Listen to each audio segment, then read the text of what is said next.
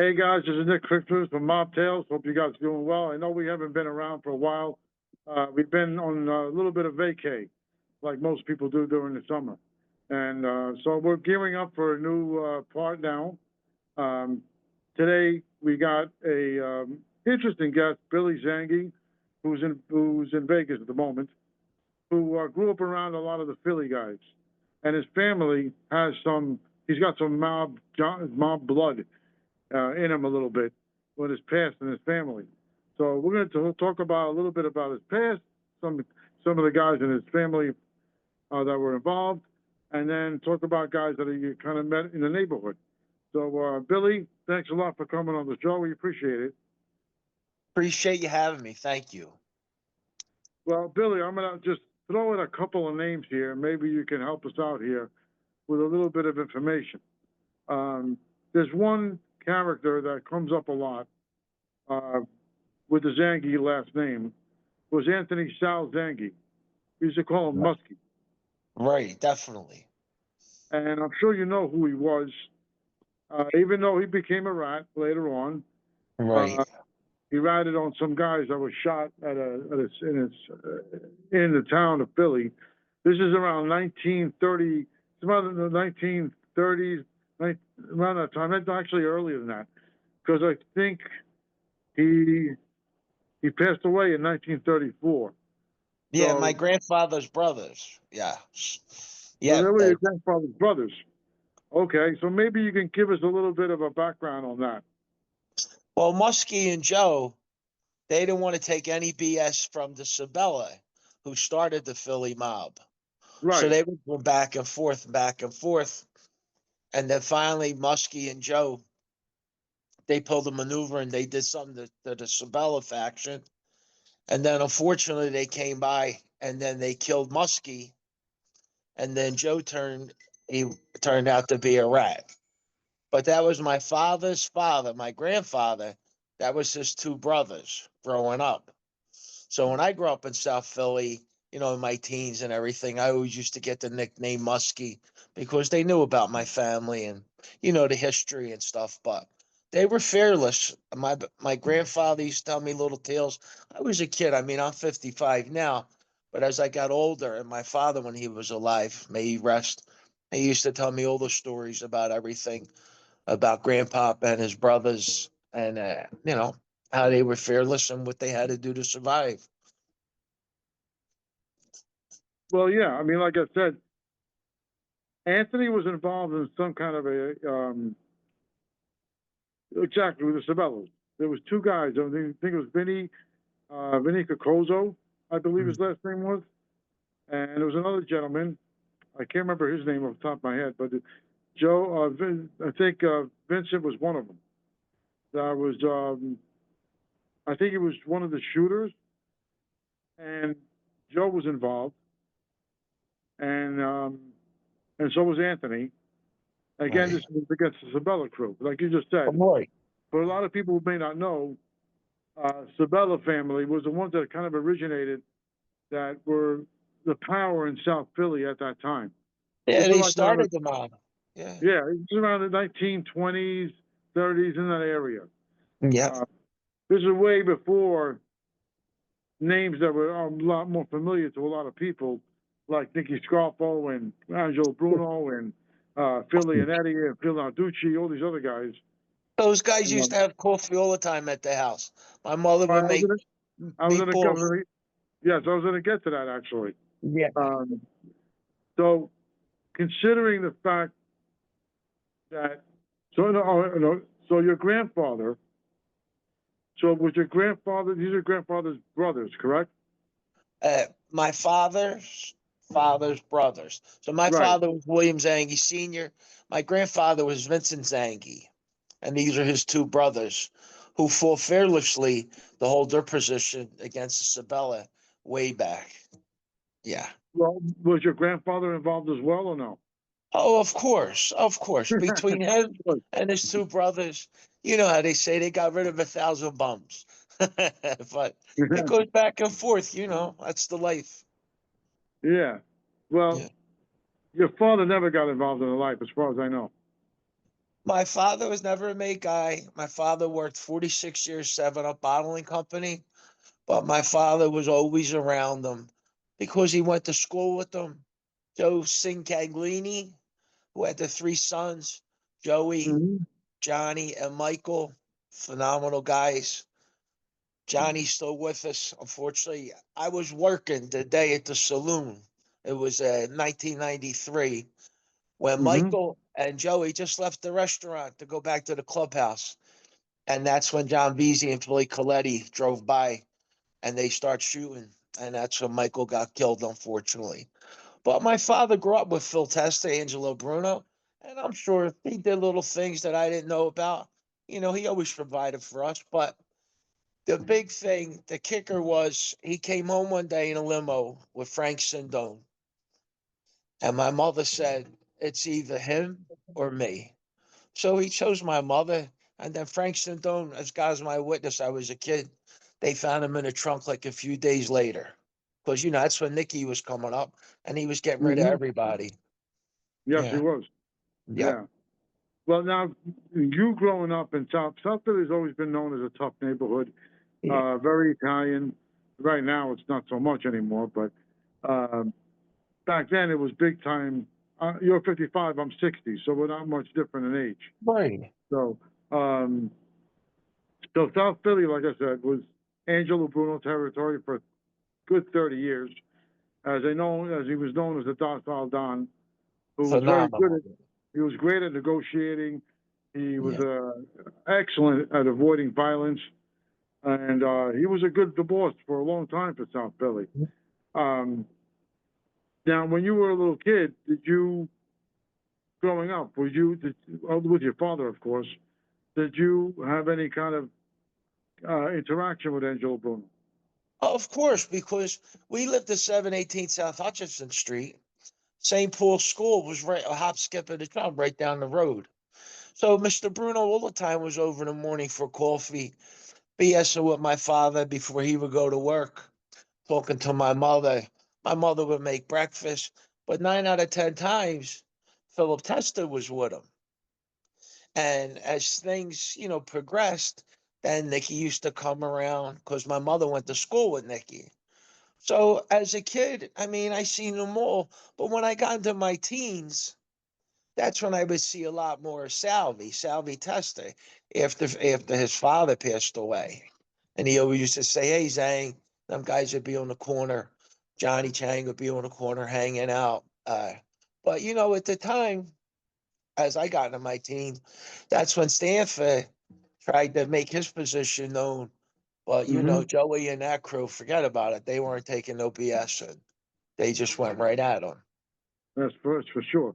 Yeah, Well, this show is be a little interesting because we're going to be talking about what I'm going to be asking you is different because you're not a wise guy. You weren't in that life, and we're not going to be talking about the crimes these guys did.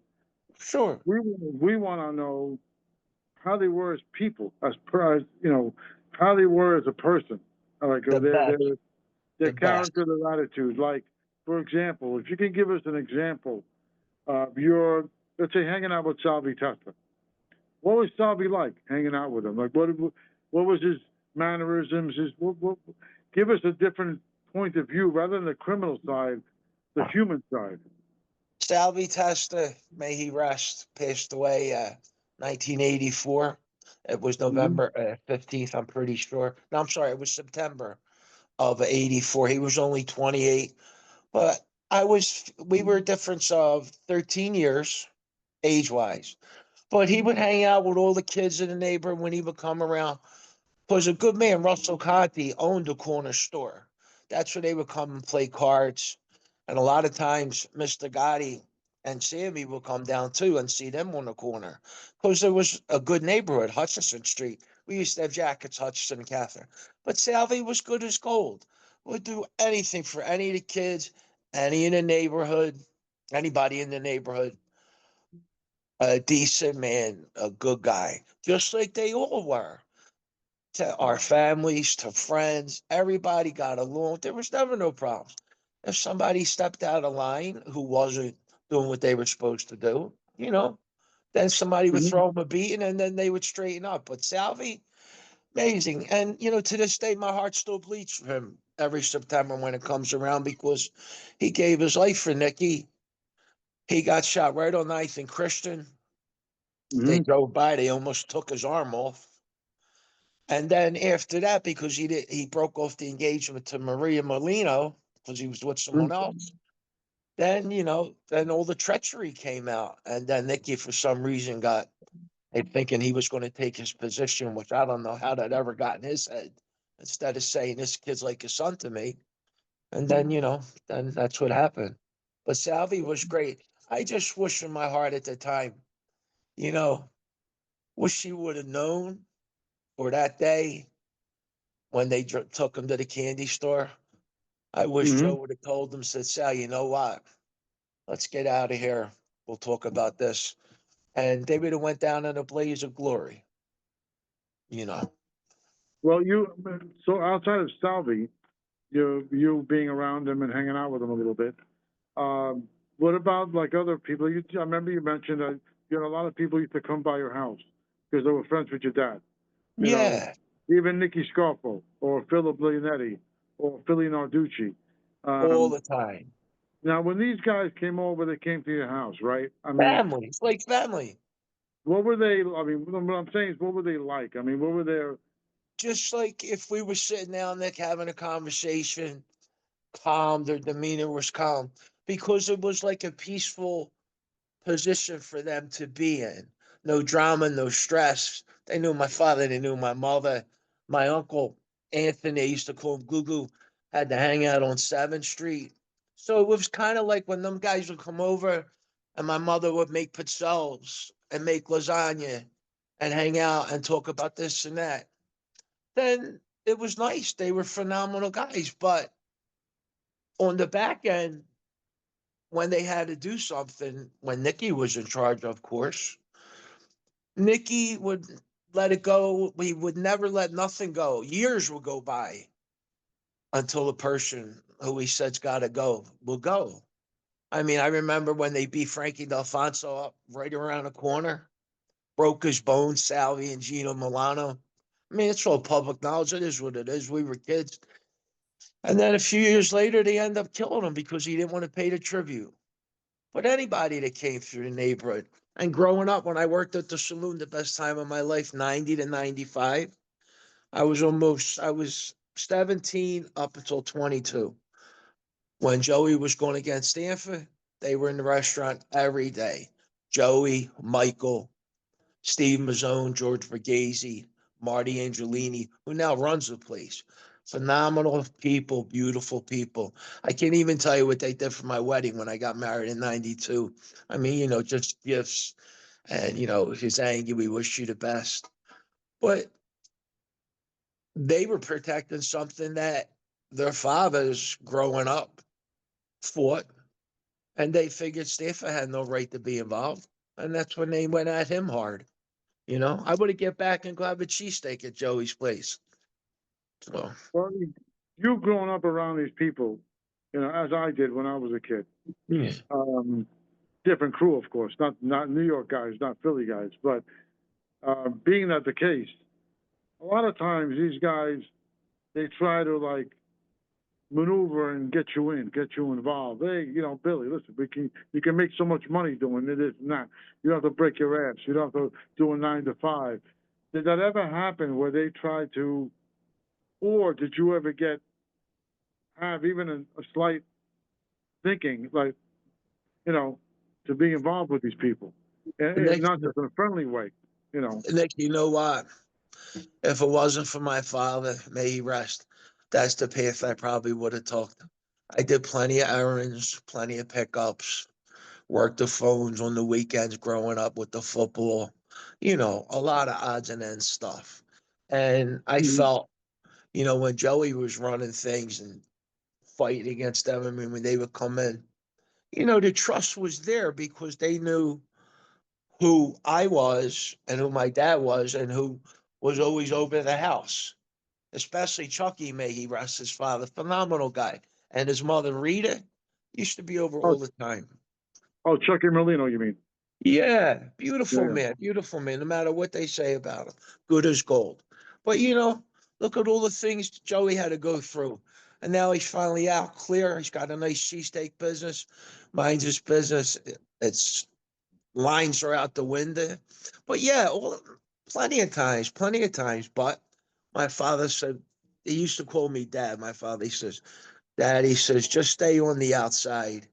He says, don't go for the inside because, something happens and then you disappear and go, So I right. understood everything completely. Well, Completely. it's funny, but even your dad, I think, of course, he knew these guys way before you probably were even born. So Yeah. even your dad didn't step over that line either. No, and the reason my father never stepped over the line was for my Uncle Jimmy and my Uncle Johnny. 'Cause my Mm. father had two brothers, Uncle Johnny and Rocky Zanghi. My Uncle Johnny was like kind of like a little professional fighter. And my Uncle James, he worked at 7 Up too. But it all kind of stepped back to my grandfather, keeping them on this, on the side, not letting them completely get involved. But I think when Mr. Bruno used to come over and talk to my father, I think he would ask like just the different questions because when he got killed in 1980, I was only 11. Every day, Philip Testa was over the house after that because I guess when they made him boss, he was just always in the neighborhood. But he stuck by my father a lot. And Joe Chagolini, he lived right down a block, couple doors away from us, and my father grew up together. And look at him when he got out of jail, it was 8, 10 years ago. At least he was able to see a couple sunset sunrises, be around the neighborhood. He was phenomenal, Joe. And Johnny, Joey, and Michael, they were great. But look what happened. I mean, Joey was dealing with Stanford. Johnny and his father's in jail, and Michael and Joey are going, they're battling with Stanford. And unfortunately, Michael had got killed that day. But no, I'm sure my father did some things. You know, I could only imagine. I mean, he worked hard, but just like anybody, you make a couple extra dollars here, a couple extra dollars there.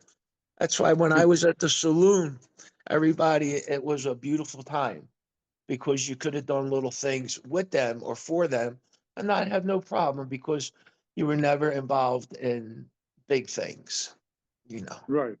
Well, being that the case, your mom, didn't your mom ever get worried?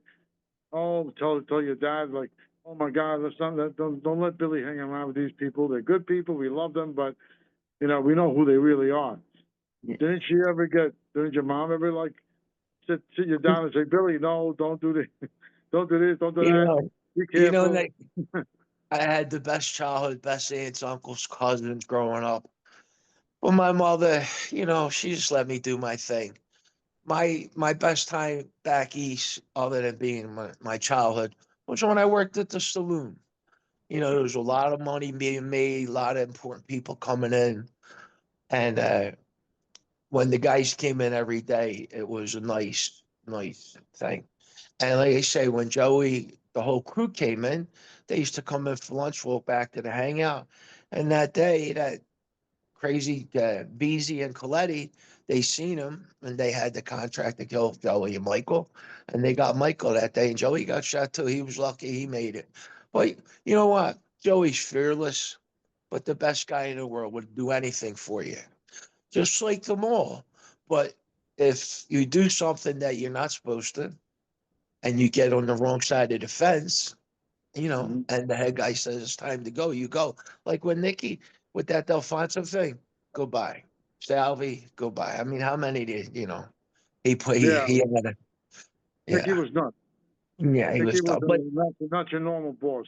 That's why he never lasted because he was yeah, erratic. He was what's the word I forgot the word I'm looking for here.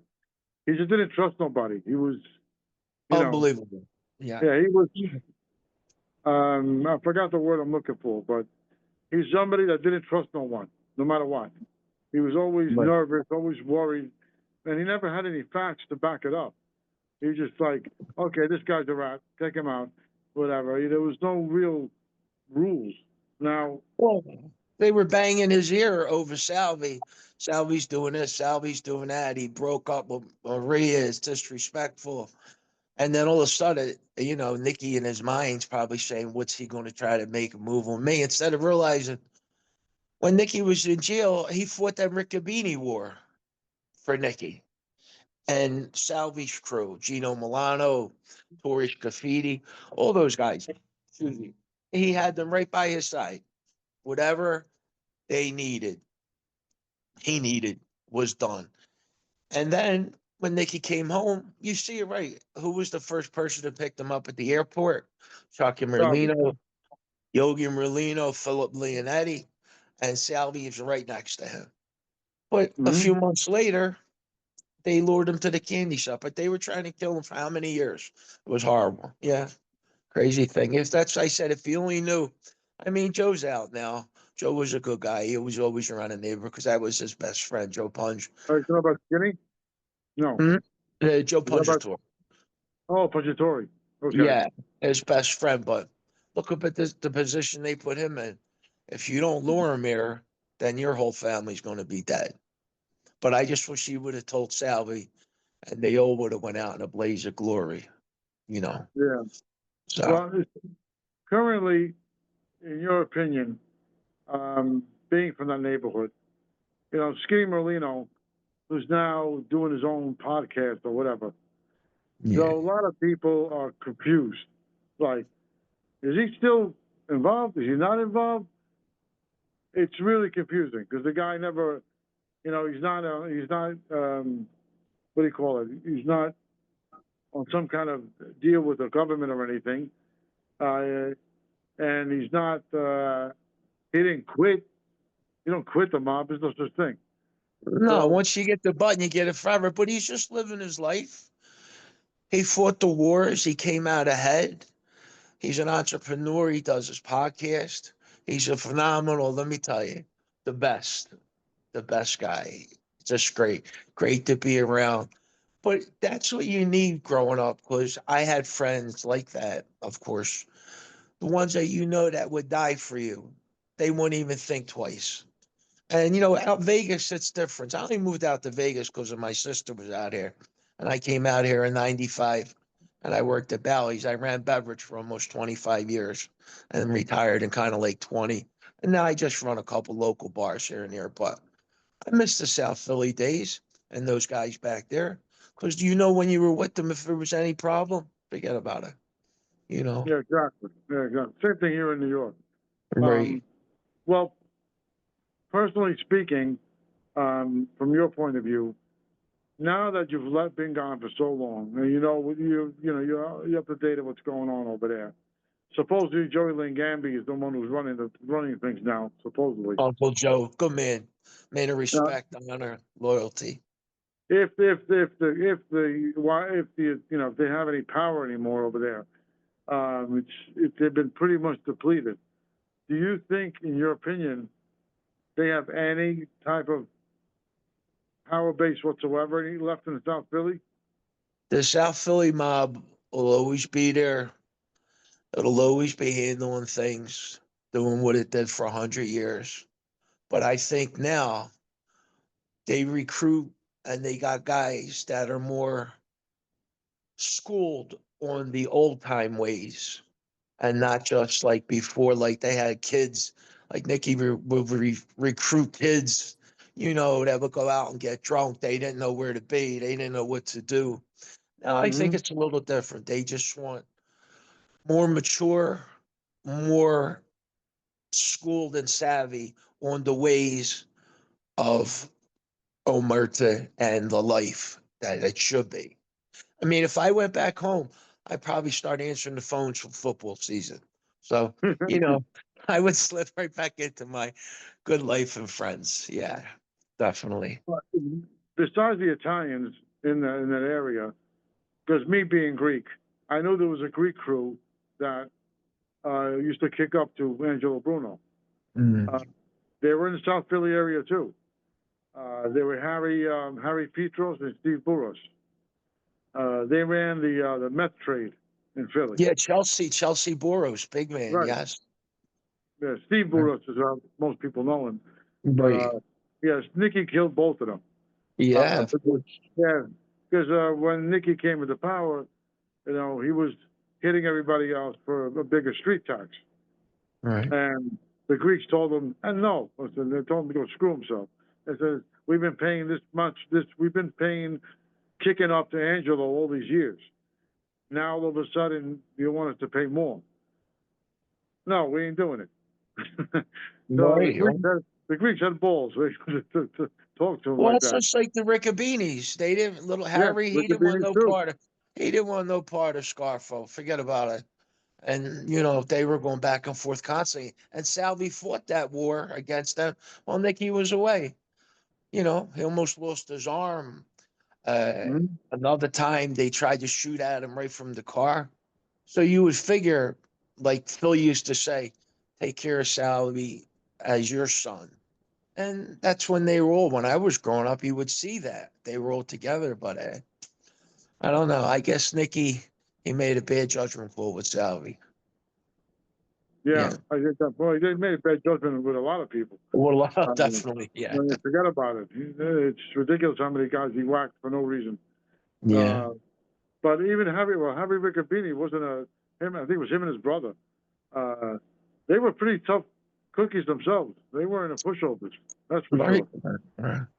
Now, when I got married in 92, I'll make you laugh because my mother-in-law, they lived up Pierce Street in Philly. Nicky Crow, the Carmona, he had his house there too. So Nicky was married, but on the side, he was hanging out with my mother-in-law. He was dating her a little bit. So I was seeing him every other day because I had just got married to my mother-in-law's daughter, Mm. single child, Tina. And he used to ask me all the time. He says, "Come on, Zanghi." He says, "Come for a ride. Come for a ride. Do this. We'll do that." Because you know him and Tommy Del Giorno were tight. But once that thing happened down at the boardwalk with that Willard Rouse and that extortion thing, then Mm-hmm. those guys they ran for the shadows. Yeah, I mean, you know, that thing all blew up. Then when they tried to extort $1 million from him. But yeah, he was a character, Nicky Crow. He was over my mother's house a lot. They were kind of like dating on the side, and here I am married with the daughter.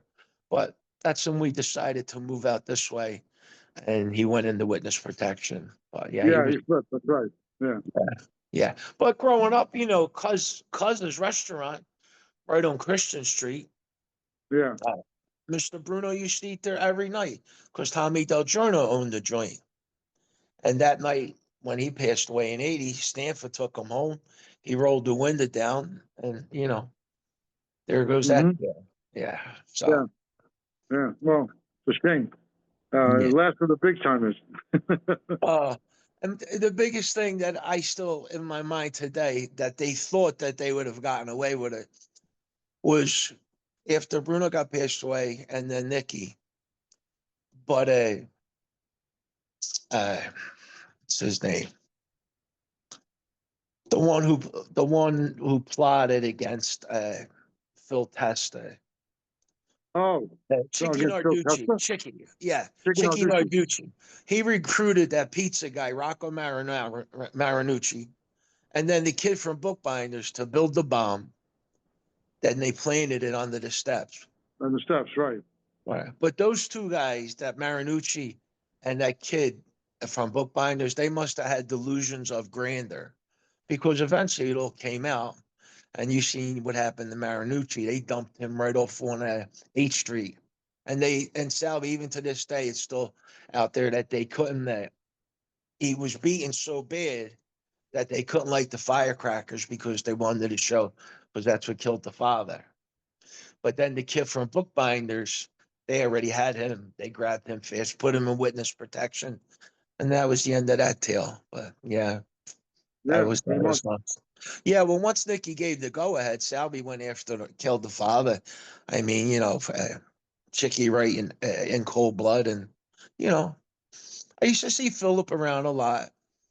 He had the restaurant, and that's where Joe Senior, Joe Chang used to hang out a lot of it. It was cool. I thought it was called Chicks. Yeah.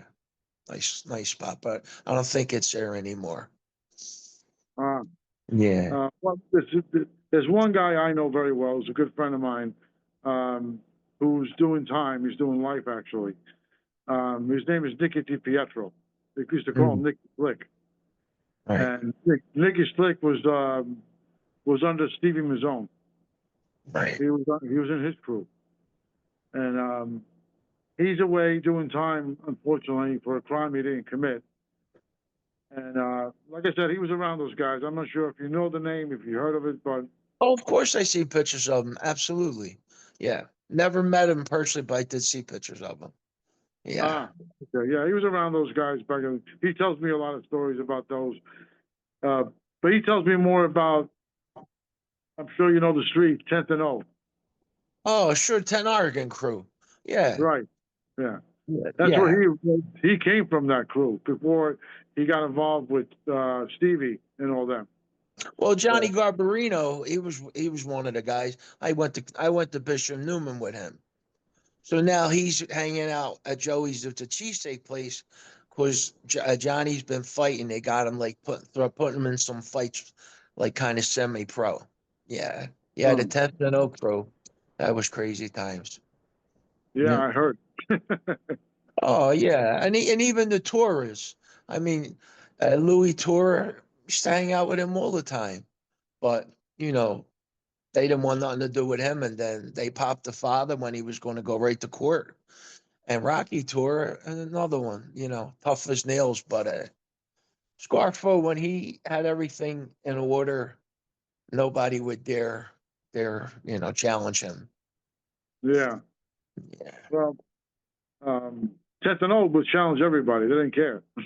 Oh, they were crazy guys for that. Oh Yeah. yeah, that they were. You know. Yeah. My Well, friend, I miss Johnny Gons, Johnny Casasanto. He was a good guy, but he was going back and forth, fearless, fearless, harder than a coffin nail. But he was with yeah, Stanford one minute. they killed him. They whacked him Yeah, many years yeah, ago. yeah. Yeah. One of his best friends, I'm sure, lured him, Yeah. opened the door and they killed him. But he was a good guy, Johnny Gons. Yeah. Well, listen, Billy, we're about to end the show. Um, Okay. I thank you very much for going on those good stories. A lot of I good stuff. appreciate you, man. Phenomenal. I was excited about doing everything. Yeah. Yeah, it sounds. I think a lot of people are gonna like what you hear, because we gave them a different perspective of these kind of guys and the lifestyle and you being around it and all. So Beautiful guys. Until it was time for business, yeah, then exactly, I used to kid around. My father says, he said, Dad, he says these guys are great, but they'll go put two in back of somebody's head, and then they'll come back and have dinner. So exactly. that's It it. doesn't That's it don't phase them. nothing. Doesn't Well, phase. all right, we'll leave it on that note. Okay. It was So so thank great you. to be on here. Thank you. No problem. Thank you, Billy. Uh, Appreciate take, you. take care. We'll keep in touch. Yep, definitely. I can't wait to see the episode, and God bless. Me Okay. too. Bye God bless. bye.